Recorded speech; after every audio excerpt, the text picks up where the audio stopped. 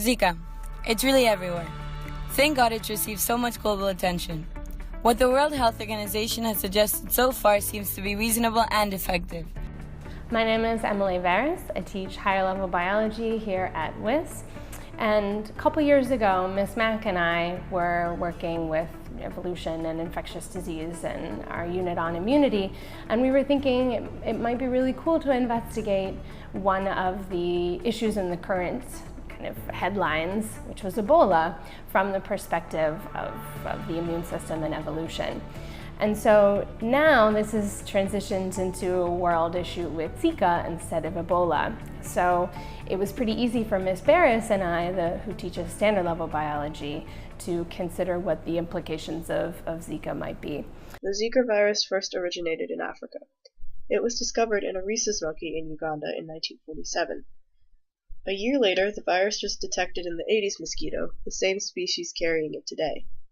In 1952, the first cases of Zika virus in humans were detected in Uganda and also the United Republic of Tanzania. The purpose was really to take one of the complex issues that was taking place in the world around us and taking a step back to really analyze the information and consider the global implications of an infectious disease like Zika. Yes, calling global attention to Zika is good, but it's important to recognize that it's really affecting all of us differently.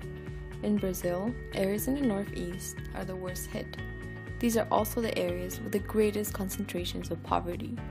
In fact, in 2012, only 20% of people in the north had access to basic sanitation, and just 10% of households had sewage or running water. This means that water in these poorer areas is mostly kept in open containers. Similarly, this means that a lot of stagnant sewage water is present in neighborhoods and that trash is infrequently collected. These conditions make places in the north of Brazil breeding grounds for mosquitoes. So in creating the videos and in creating the concept map, the students were really considering three main questions. The first question that they were investigating was, what is Zika? And that kind of leads really nicely into the second question, which is, how is Zika transmitted? And if we consider information coming from the news and coming from various media sources, it's not so clear how much we know about Zika and what the transmission is and who's really being affected by this particular virus. Zika and babies. So Zika is the spread through the bite of an infected Aedes species mosquito, and it can be passed from pregnant women to her fetus and can cause certain birth defects when infected during pregnancy.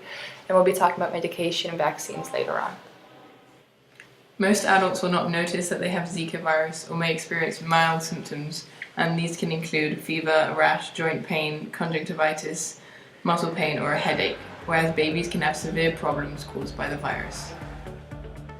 And so the third question was really looking at what are the implications of Zika. So students were interested in socioeconomic or geographic, in terms of the spread of disease. Some students were looking at genetically modified mosquitoes or virology, or what are the medical implications or environmental implications, and this was all their choice. So they got to choose what they were most interested in studying about Zika and then kind of take it from there. And so it morphed into this project very similar to Ebola, but not guided by Ms. Varus and I. So the students created a concept map that is now found in the library.